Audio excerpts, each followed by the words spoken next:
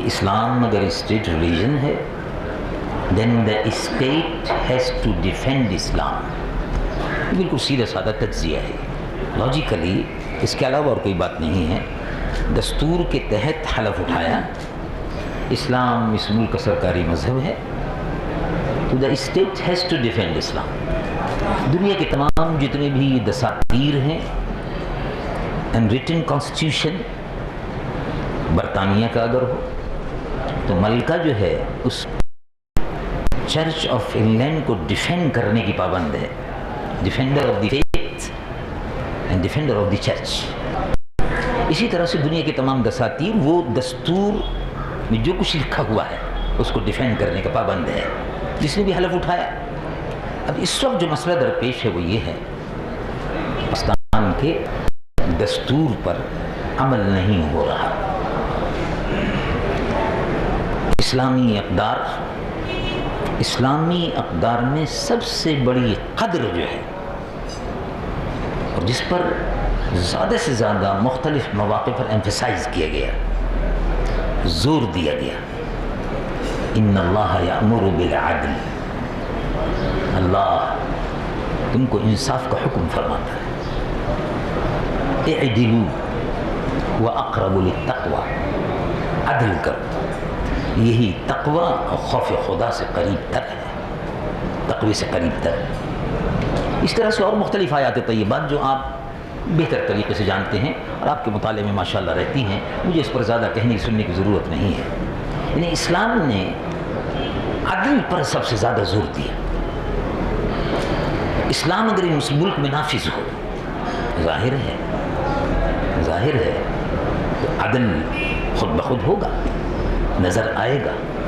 جہاں جہاں اسلام اپنے حقیقی معنی اور مفہوم کے ساتھ نافذ ہو رہا ہے، یہ نہیں ہے کہ اس میں عدل بدل کیا جائے یا اپنی منمانی تعویلات کی جائیں. یہ جیسے بقول علامہ اقبال کے کہ خود بدلتے نہیں، قرآن کو بدل دیتے ہیں. تو لوگ بدل دیتے ہیں. اب اسلام جیسے سرکاری مذہب ہے، کہتے ہیں ہم لبرل اسلام کے پابند ہیں. تو آپ خود غور فرمائیے کس دستور میں لکھا ہوا ہے لبرل اسلام؟ اسلام کی یہ تقسیم یورپ میں تو ہے. یعنی یورپ والے اسلام دشمن طاقتیں، مغربی اقوام، صہیونی طاقتیں اسلام کی یہ تقسیم تو کرتی ہیں، لبرل اسلام، فنڈامنٹل اسلام اور اسلام. لیکن ہمارے دستور میں اس قسم کی کوئی تفریق نہیں ہے. ہمارے دستور میں تو خالصاً سیدھا سادہ لفظ ہے، اسلام سرکاری مذہب ہوگا. اسلام ہے. رسول اللہ حضور پرنور سید العالمین مصطفیٰ صلی اللہ علیہ وسلم کے عہد اقدس سے وہی اسلام چلا آ رہا ہے. اسی اسلام کو نافذ کرنے کے ہم پابند ہیں، اور اس اسلام میں عدل پر بہت زیادہ زور دیا گیا ہے. اسلام اس کی بنیاد عدل پر ہے. چنانچہ آپ نے ملاحظہ فرمایا ہے رسول اللہ حضور پرنور سید العالمین مصطفیٰ صلی اللہ علیہ وسلم کے عہد اقدس میں قبیلہ بنی خزاعہ کی لڑکی، اس کا نام فاطمہ تھا، کا نام بی فاطمہ تھا، اس نے چوری کی، چوری سے متہم ہوئی. رسول اللہ صلی اللہ علیہ وسلم کے پاس سفارشات پہنچنی شروع ہو گئی. تو آپ نے ارشاد فرمایا اتشفع، بخاری شریف میں ارشاد فرمایا اتشفع فی حدود اللہ، اللہ نے جو حدود قائم فرمائی ہیں اس میں سفارش کرتے ہو. بڑے افسوس کی بات ہے. اگر لو ان فاطمہ بنت محمد صلی اللہ علیہ وسلم، خدا نخواستہ اگر فاطمہ بنت مصطفیٰ صلی اللہ علیہ وسلم بھی اگر چوری کرتی، اللہ رب العالمین کی نافذ کی ہوئی حدود جو ہیں ان کو نافذ کیا جاتا، یعنی انصاف اور عدل کو برقرار رکھا جاتا. چنانچہ ایسا بھی ہوا ہے اور آپ کے علم میں ہے، حضور پرنور صلی اللہ علیہ وسلم کے عہد اقدس میں یہودیوں اور مسلمانوں کے درمیان بہت سے مقامات پر اختلاف ہوا، زمین کے قضیے پر، پانی کے قضیے پر، مختلف مسائل پر، جائیداد کے جھگڑے پر. فیصلے یہودی کے حق میں ہوئے، انصاف کے تقاضوں کو ملحوظ رکھا گیا. ہمارے یہاں عدلیہ کی اپنی ایک تاریخ ہے، ہمارے یہاں وکلا کی اپنی ایک تاریخ ہے. اور اس میں کوئی شک نہیں کہ وکلاء نے قائد اعظم کی قابل فخر قیادت میں پاکستان کے قیام میں جو اہم کردار ادا کیا وہ تاریخ کا ایک حصہ ہے، وہ قابل فخر حصہ ہے۔ قائد اعظم کی قابل فخر قیادت میں تحریک پاکستان میں وکلاء برادری نے ہر اول دستے کے طور پر جو کام کیا، اور اس کے بعد جب بھی وقت آیا وکلاء برادری نے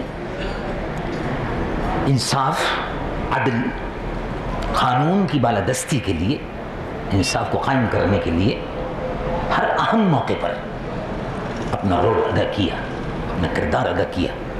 سن 1977 کی تحریک ہو یا اس سے پہلے قانون کی بالادستی کے لیے ہو، بار ایسوسیشن نے، اس میں کوئی شک نہیں، بڑا قابل فخر کردار ادا کیا۔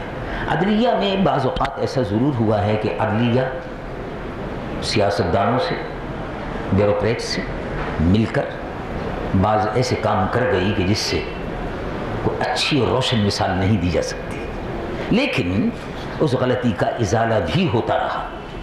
اور اب حال ہی میں پاکستان کی محترم عدلیہ نے، عدالت عظمیٰ نے، سپریم کورٹ نے جو تاریخ ساز فیصلہ دیا ہے، وہ میں سمجھتا ہوں کہ اس نے عدلیہ کی تاریخ کو ایک نیا رخ دے دیا، اور پرانے جتنے بھی داغ دھبے تھے وہ سب الحمدللہ ایک ایک کر کے دھو دیے۔ اور میں محترم چیف جسٹس صاحب کو، ان کے رفقا کو، پھر اس کے بعد بار ایسوسیشن کو اور ان وکلاء کو جنہوں نے اس سلسلے میں عدلیہ کی بالادستی کو برقرار رکھنے کے لیے، عدالت عظمیٰ کے فیصلوں کو نافذ کرنے کے لیے جو جد و جہد کی، میں اس پر ان کو مبارکباد پیش کرتا ہوں۔ حال ہی میں پھر اسی طرف آتا ہوں، جو مسئلہ درپیش ہے سب سے اہم وہ یہی ہے کہ اس وقت دستور پر عمل نہیں ہو رہا۔ عدلیہ کے سلسلے میں بھی اگر مگر جو کچھ حکومت کر رہی ہے وہ صرف یہی ہے کہ وہ دستور میں جو کچھ لکھا ہوا ہے اس سے جان بچانا چاہتی ہیں، ان لیٹر اینڈ اسپرٹ اس پر عمل کرنا نہیں چاہتی، وہ اپنی مرضی کو نافذ کرنا چاہتی ہے، حکومت اپنی مرضی لانا چاہتی ہے۔ لیکن میں سمجھتا ہوں کہ عدلیہ نے جو تاریخ ساز فیصلہ دیا ہے، اور جس طرح سے ہائی کورٹ اور سپریم کورٹ بار ایسوسیشن نے اور ڈسٹرکٹ بار ایسوسیشنز نے بھی جس طرح سے حکومتی دباؤ کی مزاحمت کی ہے، یہی دباؤ اور یہی مزاحمت اگر اس طرح سے جاری رہی تو انشاءاللہ حکومت عدل اور انصاف کے تقاضوں کو پورا کرنے سے عدلیہ کو روک نہیں سکے گی۔ اور اب اس تاریخ ساز فیصلے سے میں سمجھتا ہوں کہ روشنی کی ایک نئی کرن عدل اور انصاف کے متلاشی لوگوں کو ملی ہے، اور انشاءاللہ العزیز عدلیہ آگے چل کر آپ دیکھیں گے کہ ایسی بنیادیں فراہم ہو جائیں گی کہ انشاءاللہ اس ملک میں قانون کی بالادستی آ کر رہے گی انشاءاللہ تعالی۔ اور اس سلسلے میں علماء کو بھی، وکلاء کو بھی اپنا کردار بہر ادا کرنا ہوگا، لیکن عوام کو بھی اپنا کردار ادا کرنا ہوگا۔ اور میں سمجھتا ہوں اور امید ہے اور میں یقین رکھتا ہوں کہ عوام نے ہر موقع پر وکلاء کا ساتھ دیا ہے، بار ایسوسیشن کا ساتھ دیا ہے۔ اسی حال ہی میں آپ نے دیکھا ہوگا اور آپ نے اس کا بغیر نظر مطالعہ کیا ہوگا کہ عدالت عظمیٰ کا فیصلہ، جس کے متعلق عام طور سے بہت سے لوگ یہ سمجھتے ہیں کہ پڑھے لکھوں کا مسئلہ ہے، میں خود بھی یہ سمجھتا تھا کہ پڑھے لکھوں کا مسئلہ ہے، لیکن ایک مرتبہ ٹیکسی میں بیٹھنے کا اتفاق ہوا تو ہم جا رہے تھے تو ٹیکسی والے نے تبصرہ شروع کیا، ڈرائیور جو ہے وہ تبصرہ کر رہا تھا اور اس نے کہا کہ بڑا اچھا، بڑا تاریخ ساز فیصلہ ہے یہ۔ تو میں نے کہا بھائی اس کے مضمرات جو ہیں وہ تو اپنی جگہ پر ہیں، لیکن آپ کیا سمجھتے ہیں، یعنی کیا فیصلہ ہوا ہے یہ؟ کہنے کہ بس بات اصل میں صرف یہ ہے کہ عدلیہ نے انتظامیہ کا ہاتھ پکڑ لیا ہے۔ یہ بڑا مختصر سا تبصرہ تھا ٹیکسی ڈرائیور کا کہ عدلیہ نے انتظامیہ کا، یعنی ایگزیکٹو کا ہاتھ پکڑ لیا ہے۔ یہ بالکل پھر میں